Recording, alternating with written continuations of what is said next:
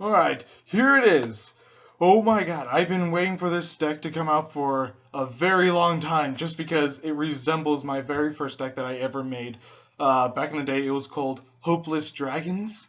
It's the deck that brought me into this game. It was the deck that made me take this game as seriously as I take it today. And what did Konami do?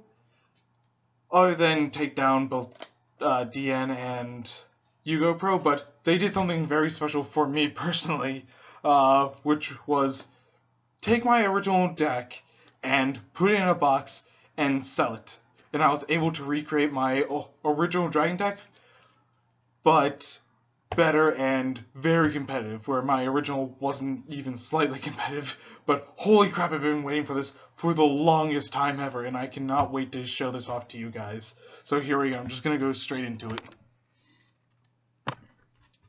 Alright, so what we have is the 3 Felgrand, the 3 Arcbrave, the 3 Dragon Knight of Creation, by far one of the best monsters of the deck. Of course, the first 3 are. Then the one of Red Eyes Metal Dragon, Spirit of White I really like because you could go Dragon Shrine, dump this. Since it acts as a normal in the grave, you get to send another. Then you send Arcbrave, then you have summoned during the opponent's next standby phase. And when this is special summoned from your hand or grave, you get to banish one spawn trap card on the opponent's side of the field and banish it. So, holy crap, this card is so good. And the other normal type that will eventually become another Spirit of White, since I only own one, I put in Dragon's.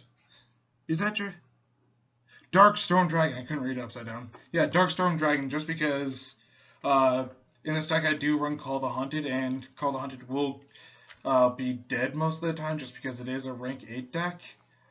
So you get to just go, alright, normal summon this again since you pretty much never normal summon in the deck. Then pop one of the useless Call the Haunted, then destroy all spawn trap cards on your opponent's side of the field. So it's a pretty good Harpy's Feather Duster put in monster form. Plus it's another level 8, and it's normal type for Dragon Shrine.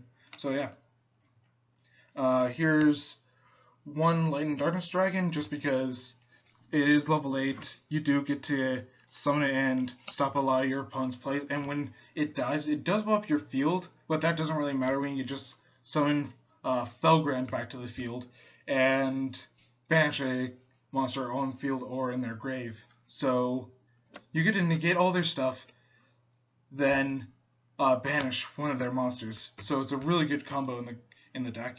And here's another personal good tech card that I used back in the day during Hopeless Dragon is Dragoonity Arma Leviathan. The reason why I played is not just because it's a level 8, it's because when you summon it from the graveyard through Arcbrave, you just summon it, then equip Arcbrave to it. So even though you would use it for Exceed material, or it just gets destroyed by battle, just as long as the Arcbrave that's equipped to it gets sent to the graveyard, you get Arcbrave's effect to summon during the next standby phase, regardless if it's in monster field or not. So this card is just very good in the deck, in my opinion. And also, one of my favorite combos of the Hopeless Dragon that I played back from 2009 to 2012, I believe it was the Lad loop, which consisted of him and Light and Darkness Dragon, where you would equip Light and Darkness to Arma, because Arm would typically get the effect of when it's destroyed by a card effect, you get to summon the equipped, but the equipped monster, of course, cannot be first summoned, being this. So both would just die, then immediately Lad would pop your entire field, then you would summon back Arma, then re-equip Lad. So it's pretty much an undestroyable combination. And for the last 2 monsters of the deck, I played 2 Keeper of the Shrine, just because they're both really good. Plus, if you already have one on field and you have the second one in grave, you could just summon this when one of your monsters is sent to the graveyard, then overlay it for a Queen Dragoon or any rank 4. So, also when one of your normal type monsters gets destroyed and this is in your graveyard, you get to summon it back, and get that normal back to your hand. So if you have a trade-in in your hand, you could just use this, get the normal type back into your hand, then use it for trade-in or Dragon Ravine.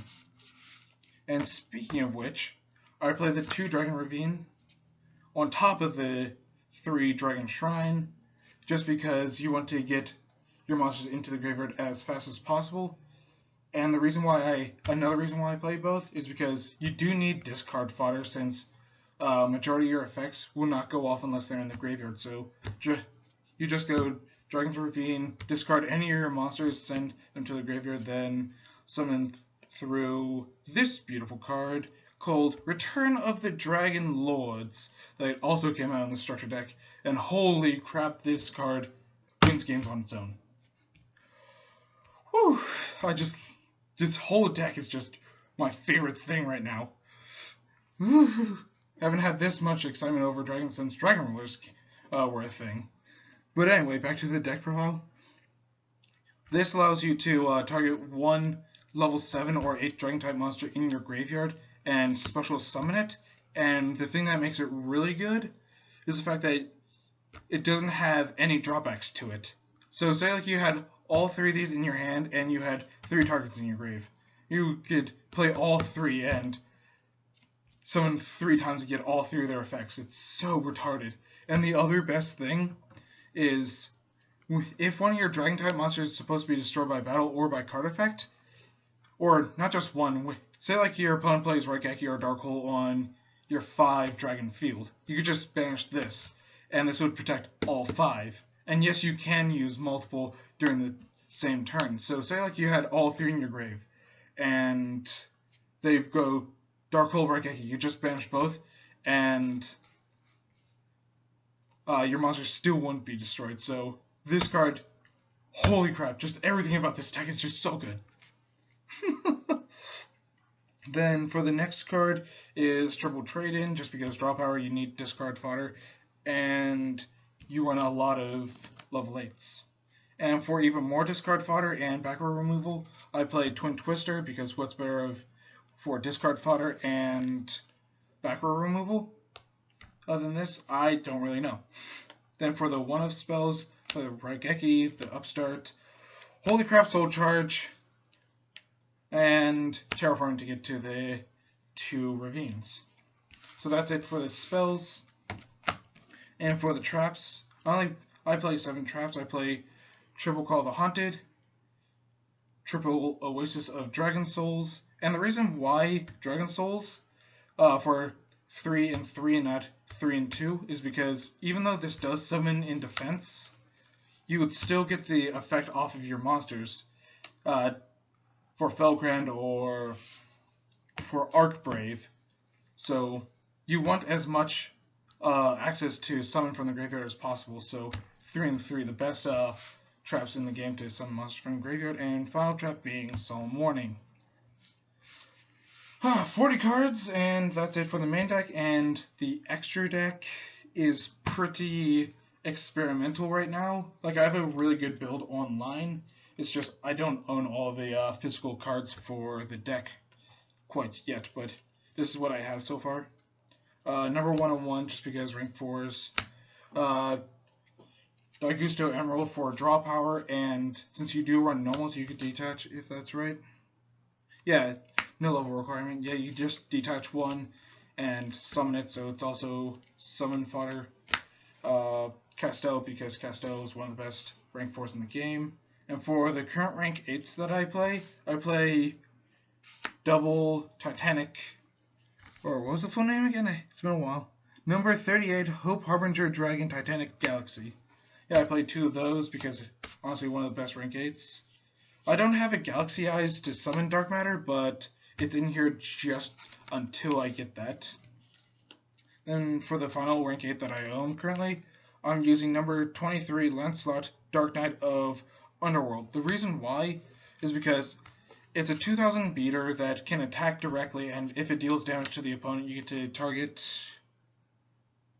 once per turn during either first turn, or wait, you can target one face-up monster, monster, and destroy it once per turn during, then once per turn during either player's turn, you can detach 1 and negate spell trap or monster effect when they activate.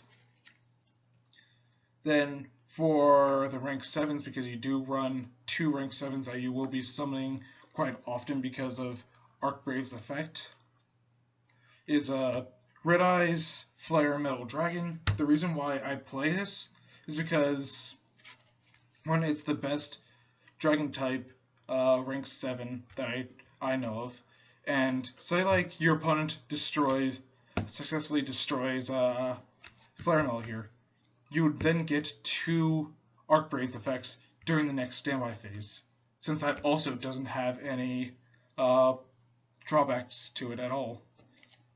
And just because it's a lucky charm of mine, I have 3 red eye or 3 5-headed dragons in the deck, just because favorite card of all time. And yeah, and as soon as I do finish the deck, these will be coming out, but they're just in here for the time being, just because favorite card. But anyway, that was my deck profile for 2016 Hopeless Dragons. They're coming back. Have an excellent day, you guys.